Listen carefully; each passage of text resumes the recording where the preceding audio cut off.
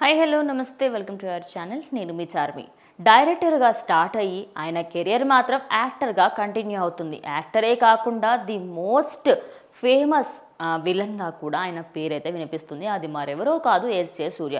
కాలీవుడ్లో ఆయన స్టార్ట్ చేసిన కెరియర్, ఇటు టాలీవుడ్లో స్పైడర్ మూవీలో ఆయన చేసిన యాక్టింగ్కి, ఆయన గెస్చర్స్కి, అదేవిధంగా ఆయన బాడీ లాంగ్వేజ్కి అన్నిటికీ కూడా అందరూ కూడా ఫ్యాన్స్ అయిపోయారు. ఇక రీసెంట్గా నాని మూవీలో అయితే ఆయన కనిపించడం జరిగింది.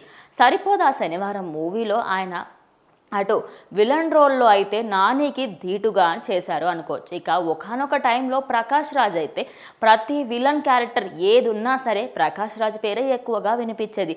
ఇక రీసెంట్ టైమ్స్లలో ఆయన చేసే మూవీస్ కానివ్వండి, ఆయనకి సంబంధించి ఎక్కువగా అన్ని రొటీన్గా ఉండడంతో ఎవరూ కూడా ఆయనని మెచ్చట్లేదు. ఇక గేమ్ చేంజర్ మూవీలో కూడా ఎస్జే సూర్యనే అటు విలన్గా ఉండబోతున్నారనే వార్తలు వినిపిస్తున్నాయి. ఆయన్నే ఇందులో మెయిన్గా విలన్గా ఉండబోతున్నారు. మరి గేమ్ చేంజర్ మూవీకి సక్సెస్ అయితే మాత్రం ఆయనకి ఇంకా తిరిగే ఉండదు అనుకోవచ్చు.